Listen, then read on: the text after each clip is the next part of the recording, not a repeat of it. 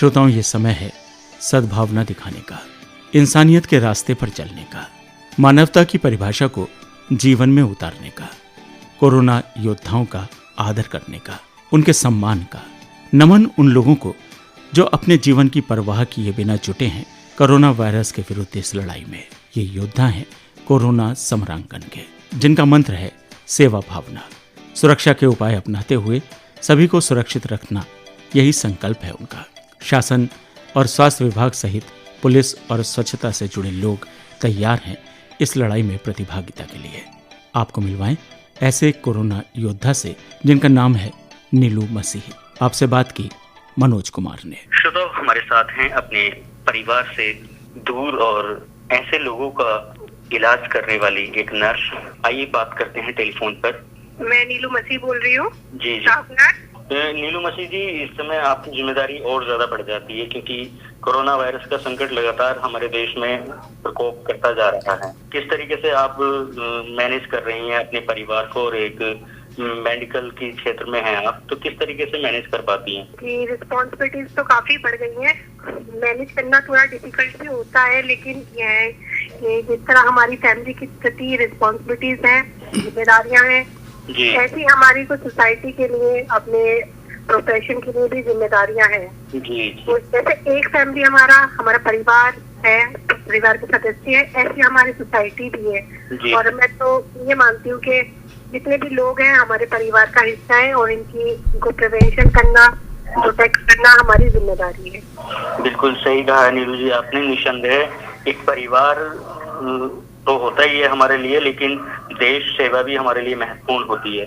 नीलू जी, घर वालों का कितना सपोर्ट रहता है आप इस महान कार्य के लिए? जी, फैमिली का तो पूरा सपोर्ट है, क्योंकि फैमिली में ज्यादातर जो फैमिली मेंबर हैं वो इसी प्रोफेशन से जुड़े हुए हैं, तो उनका सपोर्ट बहुत ज्यादा रहता है। उनकी तरफ से मुझे साइकोलॉजिकल सपोर्ट बहुत मिलती है। उन्होंने तो कह रखा है कि आप जाओ, अच्छे से अपनी जॉब करो, अच्छी बात है, सेवा करो। तो घर का तो पूरा सपोर्ट है। बस ये है कि मैं यही चाहती हूँ कि सब जो हमारी सोसाइटी के लोग हैं वो भी सपोर्ट करें। जी, निश्चित तौर पर हमें आप जैसे लोगों को जो चिकित्सा के क्षेत्र से जुड़े हुए हैं, डॉक्टर हैं, स्टाफ नर्स हैं या मिडवाइफ हैं, अपनी जान की परवाह किए बगैर कोरोना वायरस से संक्रमित लोगों का इलाज कर रहे हैं। नीलू जी, कहा जाता है डॉक्टर भगवान का रूप होता है, और ये सच भी है, क्योंकि बहुत सारे डॉक्टर भी इस कोरोना वायरस की चपेट में आ गए हैं। तो आप भी एक जोखिम भरा कार्य कर रही हैं। नीलू जी, कितना डर लगता है आपको?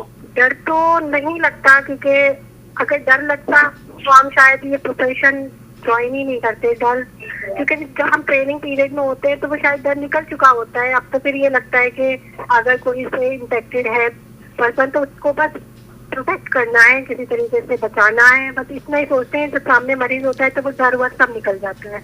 बिल्कुल सही कहा है। और वैसे भी कहा गया है नीलू मसीह जी की मुश्किलों से भाग जाना आसान होता है, हर पहलू जिंदगी का इम्तिहान होता है। डरने वालों को मिलता नहीं कुछ जिंदगी में, लड़ने वालों के कदमों में सहान होता है।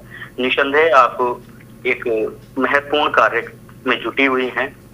नीलू मसीह जी, आपसे जानना चाहेंगे कि अगर एक कोरोना वायरस के संक्रमण से हमें बचना है तो क्या प्रिकॉशंस रखनी चाहिए हमें? अगर आपके आसपास कोई ऐसा है जी, तो क्योंकि इसके जो सिम्टम्स होते हैं एकदम से पता नहीं चलते, और अगर आपको पता चलता है कि आप उसके कांटेक्ट में आ गए हैं तो सबसे पहले तो ये है आप अपने आप को आइसोलेट कर ले, मतलब आप अपने आप को एक कमरे में बंद कर ले जी।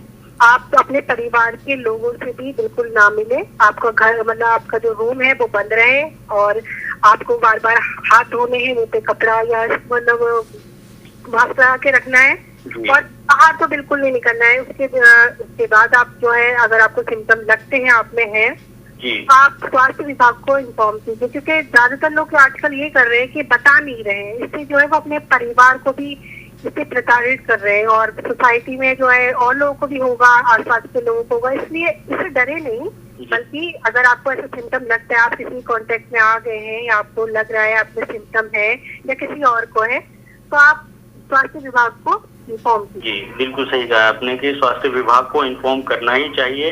अगर हम ऐसा नहीं करते हैं तो हम अपने साथ साथ अपने परिवार को भी इस जोखिम में डालने का काम कर रहे हैं।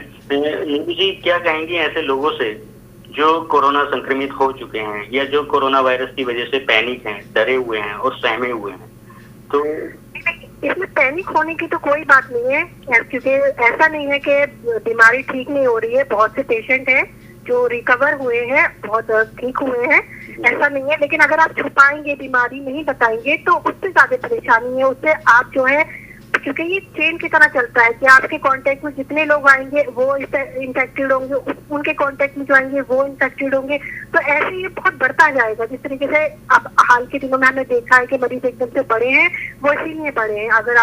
अगर सब जो अपनी जिम्मेदारी निभाएं, अगर उन्हें लग रहा है सिम्टम है, तो वो स्वास्थ्य विभाग को इन्फॉर्म कीजिए। जी नीलमसी जी, आपने एक बात बताई कि जो है पैनिक होने की जरूरत नहीं है, डरने की जरूरत नहीं है और स्वास्थ्य विभाग को तुरंत इन्फॉर्म करना चाहिए अगर हमें थोड़े से भी सिम्टम नजर आते हैं। तो ऐसे में हमें खान पान का क्या ध्यान रखना चाहिए, क्योंकि लॉकडाउन के वजह से हम सब लोग घर में हैं और बहुत लोग घर में ऐसे भी होते हैं जो बुजुर्ग होते हैं और किसी अस्थमा की बीमारी है, कोई डायबिटीज से परेशान, किसी को हाइपरटेंशन है, तो ऐसे लोगों के लिए क्या सावधानी बरतने की जरूरत है? जी बिल्कुल, आपने सही कहा। जिनको पहले से ही कोई बीमारी है, हाइपरटेंशन, डायबिटीज है, हार्ट डिजीज है, रीनल डिजीज है, तो उनको ही तो सबसे ज्यादा मतलब इम्पैक्ट होने का ज्यादा चांस है। उनको तो बिल्कुल जो है बाहर नहीं निकलना है, घर में ही रहना है। इसीलिए बार बार जो है सरकार की तरफ से ये दिशा निर्देश दिए जा रहे हैं कि घर में रहिए, घर में रहिए, क्योंकि इसका जो ट्रीटमेंट कोई नहीं है जी, लेकिन बस प्रिवेंशन है कि आप जो है इससे अपने आप को प्रिवेंट करें कि आप घर में ही रहें। आप बाहर निकलेंगे तो आपके कांटेक्ट में कोई ऐसा मरीज आएगा तो उसकी वजह से हो जाएगा। लेकिन जो है एज ग्रुप इसका ज्यादा मैटर करता है। जो 60+ है, जो ज्यादा एल्डर है, उनको ज्यादा इफेक्ट कर रहा है ये डिजीज। तो ये है कि जो पहले से ही बीमार है उनको ज्यादा अपने आप को प्रोटेक्ट करने की जरूरत है। आपका कहने का मतलब ये है कि जो बुजुर्ग लोग हैं, जो 60+ उम्र के लोग हैं, यानी कि 60 वर्ष से ज्यादा के लोग हैं, उन लोगों को ज्यादा दिक्कत है, या जो लोग पहले किसी बीमारी से?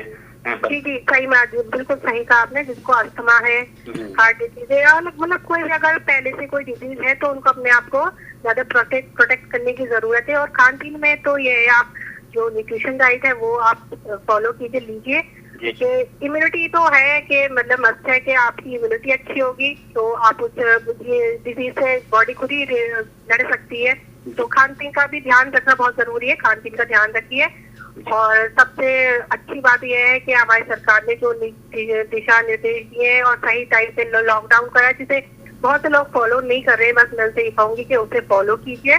और बहुत जल्द हम इस जो कड़ी है, इस संकट है हमारे देश पे, हम उससे बाहर निकल जाएंगे। नीलू जी, हम चलते चलते आपसे ये जानना चाहेंगे, क्योंकि आप एक महत्वपूर्ण कार्य में लगी हैं, स्वास्थ्य विभाग से जुड़ी हुई हैं, तो रेडियो पर सुनने वाले हमारे श्रोताओं के लिए आपका क्या संदेश रहेगा? मेरा संदेश उन लोगों के लिए बस यही है जो इसको प्रोग्राम को सुन रहे हैं कि प्लीज आप अपने घर में रहिए, क्योंकि आप घर में रहेंगे आप सुरक्षित रहेंगे। आप बाहर आएंगे तो आप बीमार होंगे।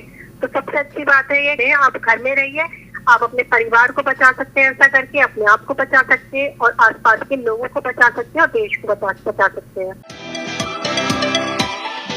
हर ओर हैं अंधेरे, ऐसे में क्या सुनाए, भयभीत हैं सवेरे, ऐसे में क्या सुनाए, सारे चमन में डाले खामोशियों ने टेरे, वीरान हैं बसेरे, ऐसे में क्या सुनाए।